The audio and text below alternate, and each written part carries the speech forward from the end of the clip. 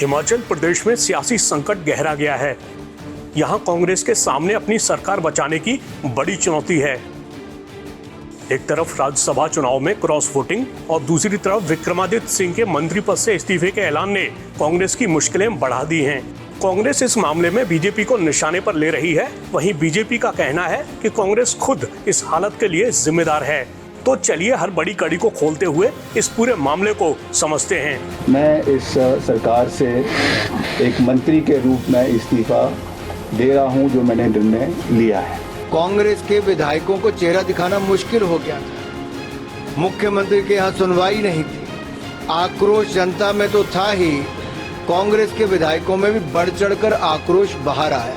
कि हमको पहले से मालूम था कि कांग्रेस के पास बहुमत नहीं है। कांग्रेस की सरकार गिर रही है।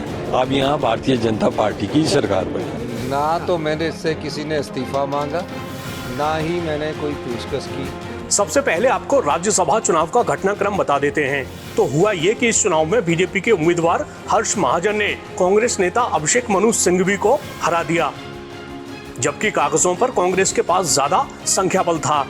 कितना था ये भी बता देते हैं। हिमाचल प्रदेश में विधानसभा की 68 सीट में से कांग्रेस के पास 40 और बीजेपी के पास 25 सीट हैं। बाकी 3 सीटों पर निर्दलियों का कब्जा है। ऐसे में इसी संख्या के हिसाब से वोटिंग होती तो आराम से कांग्रेस उम्मीदवार की जीत हो जाती। मगर चुनाव में हो गई क्रॉस वोटिंग, यानी कांग्रेस के खेमे के विधायकों ने बीजेपी के खेमे के समर्थन में वोटिंग कर दी। इसका नतीजा ये हुआ कि कांग्रेस और बीजेपी दोनों के उम्मीदवारों को 34-34 वोट मिले। इसके बाद ड्रॉ के जरिए नतीजा घोषित हुआ, जिसमें बीजेपी उम्मीदवार की जीत हो गई।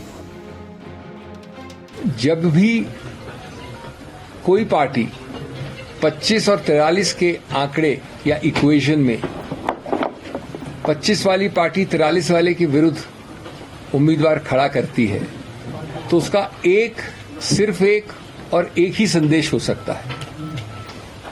और मैं हर्ष महाजन जी की बात नहीं कर रहा हूं, मैं इस चुनाव की बात नहीं कर रहा हूं, मैं एक सिद्धांत की बात कर रहा हूं। वो संदेश है कि हम बेशर्मी से वो करेंगे जो कानून में अनुमति जिसकी नहीं है। कांग्रेस को राज्यसभा चुनाव में झटका लगने के ठीक बाद उसके नेता विक्रमादित्य सिंह ने मंत्री पद से इस्तीफे का ऐलान कर दिया। जिसने ये सरकार बनाई, जिसकी वजह से ये सरकार बनी प्रदेश के अंदर,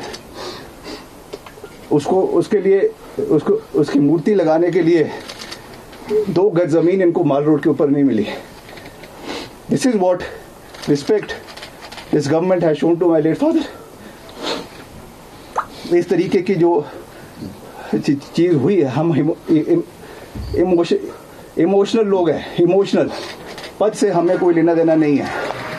हमको ये कोई लेना देना नहीं है कि सरकार रहती है कि नहीं रहती है, हम पद पे रहते हैं कि नहीं रहते हैं।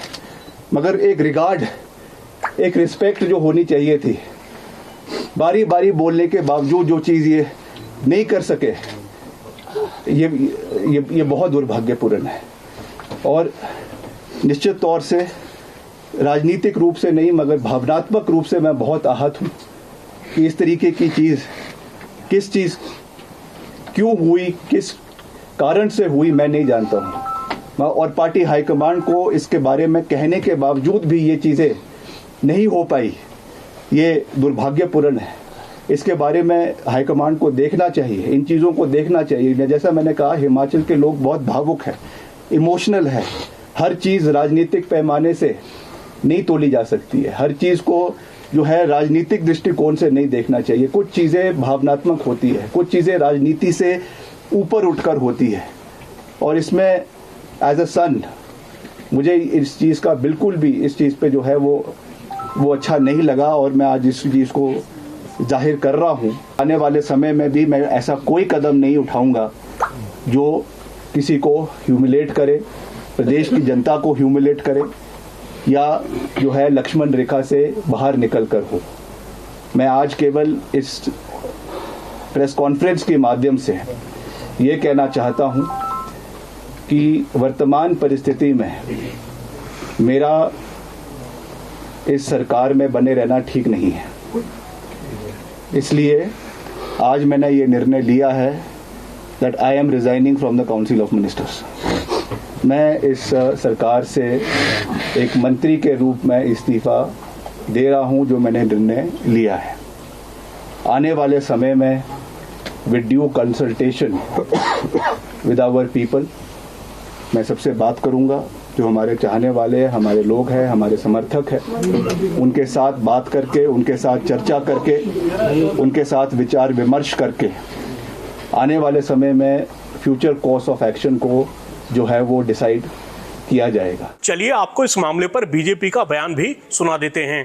कांग्रेस ने बड़े और झूठे वायदे करके सत्ता तो हथियाई थी, डिफरेंस भी मात्र 0.9% का था, यानी कि 1% से कम वोट हमें मिला।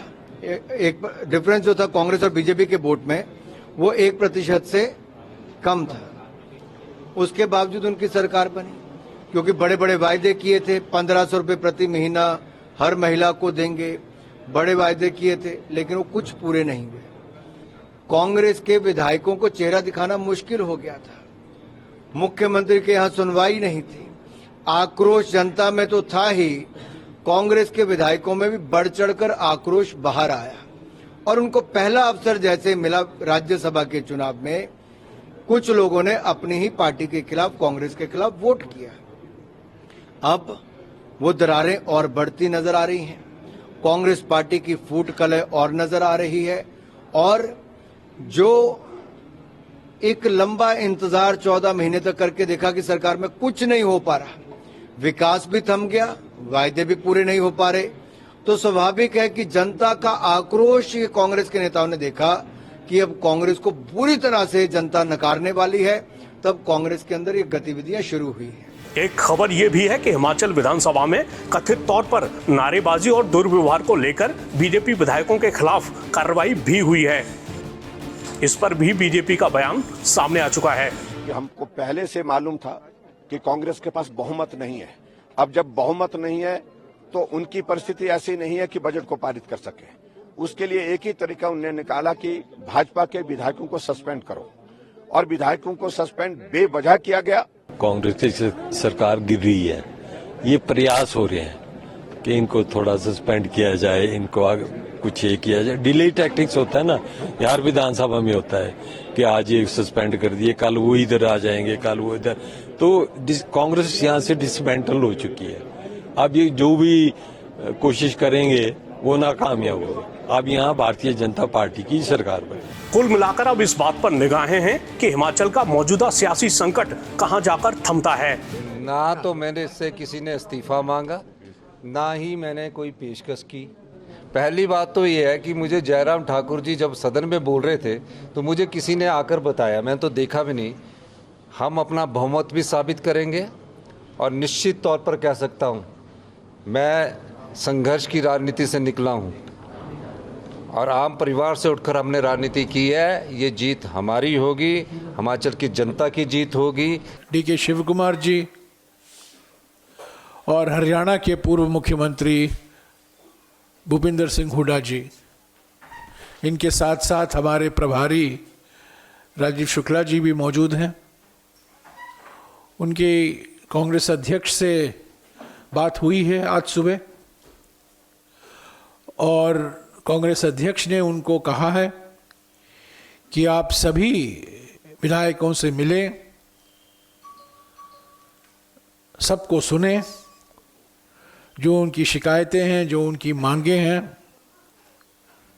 क्रॉस वोटिंग हो गया है, पर अभी आगे की बात सोचने के लिए है। ये जो क्रॉस वोटिंग को लेकर एक साजिश रचाई जा रही है कि कांग्रेस सरकार को गिराई जाए, इस ऑपरेशन लोटस का सामना करने के लिए क्या क्या कदम कांग्रेस पार्टी को उठाने हैं। कांग्रेस अध्यक्ष ने इन 3 बड़े हमारे वरिष्ठ साथियों से कहा है कि आप सभी से मिलिए, सभी के मन में क्या है, क्या मांगे हैं, क्या शिकायतें हैं, वो सुनिए और मुझे जल्द से जल्द रिपोर्ट पेश कीजिए।